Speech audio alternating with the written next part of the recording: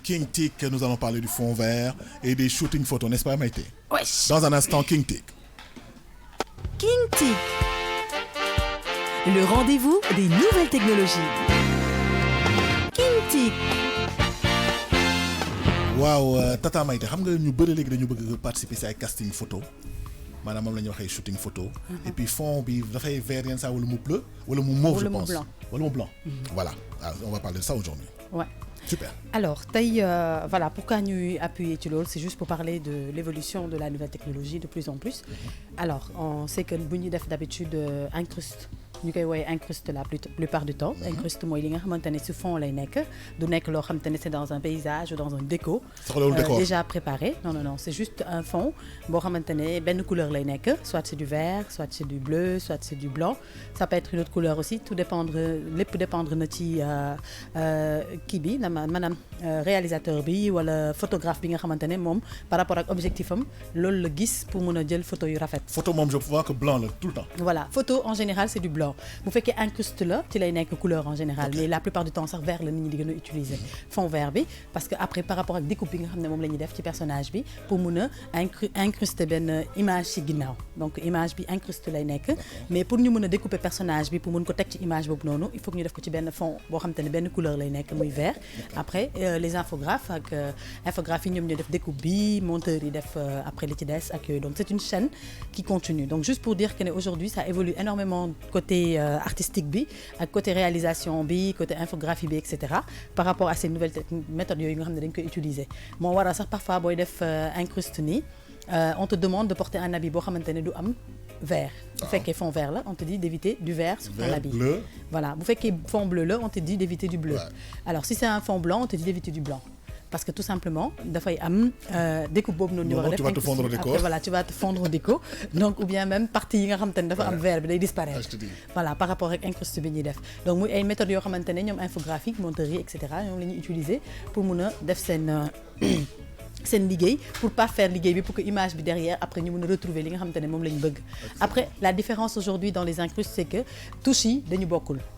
Di nga gis benn infographe boo xamante ne il est dans la perfection, il arrive à tout faire de telle sorte que ne yow bu ñu la incrusté découpe bi ñuy def dafay parfait ba xamante ne du am benn imperfection. Masse par exemple. Voilà loolu la ñuy gisee différence su monteur yi ak infographie yi nga xamante ne seen ku ci nekk sa aay ni nga sa mënin quoi.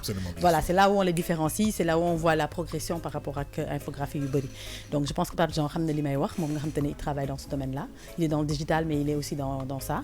Donc ak ñeneen ñi nga xamante ne ñu ngi ci kër gi di ci def liggéey bu rafet. Donc parfois nga gis nit ku taxaw voilà parfois nga gis nit ku taxaw ba pare nga gis ci ginnaaw ay image yu défilé mu mel ni comme si vidéo buy daw si ginnaaw.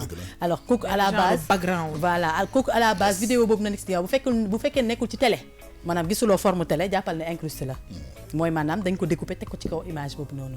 Donc incruste image bi ci ginnaaw mooy waral mu taxaw noonu di def kii yam ngay gis ay affaires yu défilé ci ginnaawam. Quand il s'agit des photos aussi c'est pareil. Donc les photos pourquoi le fond blanc parce que tout simplement derrière il y a la qualité de l'image qui sera plus propre. Quand c'est un fond blanc, on arrive à vraiment sortir les couleurs de l'habit de la personne. Oui. Les couleurs de la personne, c'est pour madame nit ki teint et tout, c'est traitable après. Donc moi, la plupart du temps, pour les shootings photos, ils préfèrent utiliser un fond blanc. Parce que après, par rapport à étalonnage bi, par rapport à traitement ou image bi, day gën a propice quoi. Voilà. Là, c'est un studio où la personne est en train de tourner sur un fond vert. Moment bi nii nga koy gis nii mooy avant que image bi di génn mu ngi taxaw ci fond vert di def li mu war a def mais image bi bés bu paree ba war a génn doo gisati fond vert bi. te fond vert bi dafa am benn position boo war a taxawee. Voilà dafa ñoom selon le cadrage du photographe rek. Selon le cadrage du photographe ou le cadrage de la caméra.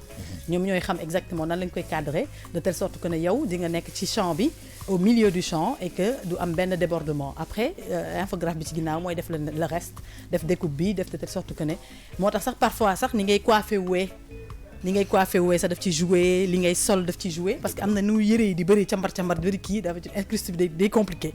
Donc il faut vraiment du talent pour pouvoir gérer ça à fond ou avoir vraiment des logiciels spécifiques yoo xamante ne ñooy mën a dindi traçabilité yooyu yëpp. Voilà c'est très important. mooy moo waral tey jii nii quand tu regardes un clip ou quand tu regardes une vidéo tu as la suñu genre yi nga xam ne peut-être on est dans le milieu où on s'y connaît un peu, on a la capacité de décerner si le gars a bien fait son travail ou s'il ne l'a pas bien fait en regardant juste l'image. Di nga mën a xam ndax kii traité na image maanaam def na découpe bu baax wala deful découpe bu baax parce que di nga gis su amee ay imperfection di nga ko gis bu amul imperfection tu ne le verras pas non. Ça c'est le shooting photo par exemple. Voilà ça c'est le shooting photo qui est fait habituellement le plus souvent en fond blanc. Sauf bu fekkee ne c'est décidé de le faire à l'extérieur ou dans une déco, etc. Mais la plupart du temps, les plus belles photos que l'on voit, qui sont des photos magazines ou des photos trucs, c'est fait sur des fonds blancs. Pourquoi? Parce que après, la qualité de l'habit, maanaam image bi nga xamante ne moom ngay am après dafay parfait parce que blanc moom ñëpp xam nañ ne c'est la pureté, donc c'est le noir day absorber la lumière trop. Voilà, donc le blanc il éclaire plus, non seulement éclairage bu baax ngay am ba pare donc di nga mën a am teint bi nga xamante ne moom ngay rechercher di nga ko mën a génnee bu baax et couleur yére bi nga xamante ne wala modèle yére bi nga xam ne da nga ko bëgg a génnee di nga ko mën a génnee bu baax. Après tamit bu fekkee da ngay traiter image bi tu pourras le traiter plus facilement. Mais maquillage dina fi am yoon de. waaw non maquillage beeg yooyu yëpp dépendre na xam nga tey boo maquillé wee. le maquillage voilà effet lumière bi dafay gën a embellir. dama dire shooting bi. kan ak kan mooy teew ci biir studio bi. Alors, lorsqu'il y a un shooting, c'est le photographe qui est là. Okay. Il y a le chef de projet, madame ki nga xamante ne moom mooy piloter raison ou shooting bi.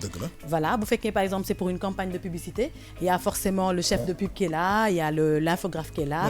Voilà, voilà ñi nga xamante ne dañuy nekk fii ñoo xam ne c'est eux qui tournent autour de l'objectif shooting boobu noonu. ñoom ñëpp dañ fi nekk directeur artistique bi, infographe bi, photographe bi. Voilà, donc parce que ku nekk tu as ton mot à dire par rapport ak li nga xamante ne moom nga war a def comme suivi après photo bi. Maquilleuse bi dina fi nekk pour xool pour defaraat quand le photographe dit que voilà la couleur n'est pas bonne wala kanam bi niin na genre yooyu noonu. Voilà, il y a toute une équipe derrière boo xamante ne dafay présent. Comme il y a des shootings photos où il n'y a pas besoin qu'il y ait tout ce monde-là, c'est juste le photographe, l'infographe qui parfois est là et qui ne peut ne pas être là. Le directeur artistique moom il est obligé d'être là parce que moom mooy superviser loolu yëpp. Voilà, ak peut-être équipe commerciale bi nga xamante ne ñoom ñoo piloter projet bi. Comme par exemple chef de publicité bi wala commercial bi nga xamante ne moom moo démarché li waral tey jii nii loolu am.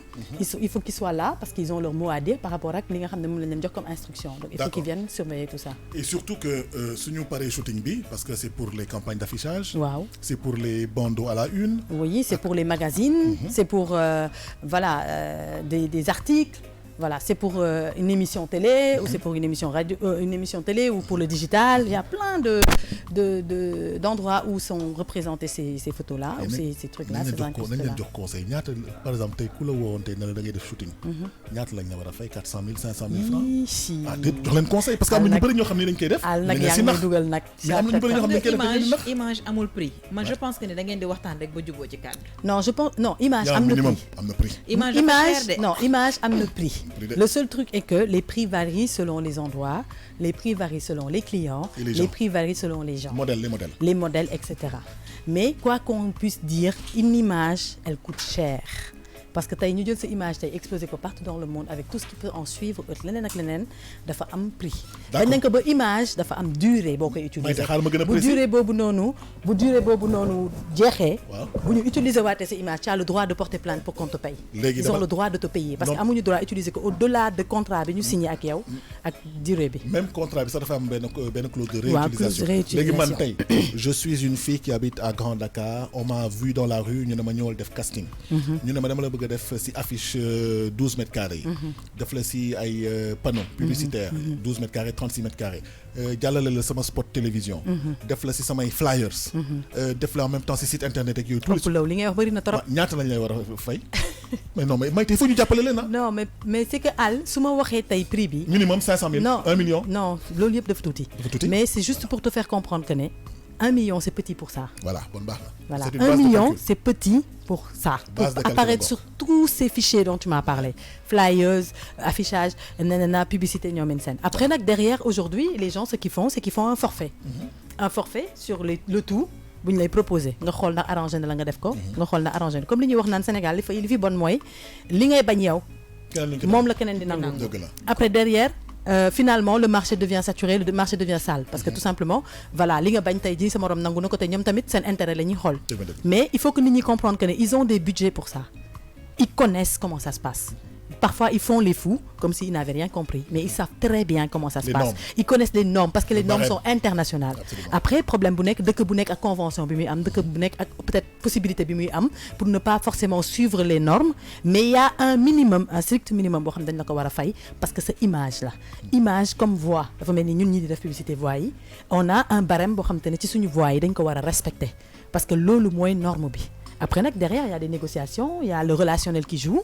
Parfois nga dem jël sa benn mbokk wala sa benn xarit baab ko rafet na mën na ko def nga baab ko defal ko nit ki moom li muy gis mooy apparaître na donc loolu avantage ci moom demain mën na ci am ay ouverture ak ñoomin seen mais attends ouverture boo xam ne xamoo kañ lay ñëw nga daan ci sa doole am ci benn boobu noonu nga ci am noonu am ci astut ki nga ci war a am moo gën di xaar loo xam te ne xamoo ndax dina mës a ñëw wala du mës a ñëw parce que mën nañ la promettre loo xam ne doo ko mës a gis absolument donc balaa caat yow nga fexe ba li nga xam te ne mooy objectif premier bi nga atteindre ko mu maanaam ni nga mënee jàppale ñooñu noonu parce que tey quand on dit c'est du donnant ni nga leen mën a dimbalee ñu atteindre son objectif ñoom tam ñu dimbalee ko pour nga atteindre son objectif financier et que mu nekk loo xam te ne c'est dans l'intérêt de tout le monde mais bu fekkee intérêt bi ci benn côté rek lay nekk ça devient injuste voilà après nag les jeunes ici au Sénégal ils n'ont pas idée de tout ça xamuñu nan lay demee donc li ñuy xam mooy feeñ bëgg gis leen ma bëgg feeñ après du coup ils banalisent certaines choses bon après nag ku nekk ak li nga c'est objectif quoi. Absolument. Voilà. Merci beaucoup Tata Maïté. Nous parlons du fonds vert et surtout jox leen ay conseils yoo xam ne ñi nga xam ne dañ leen woo pour casting ñaata ngeen war a fayeeku minimum bi ñaata la négocier leen bu baax seen contrat yi ak ñoo war a nekk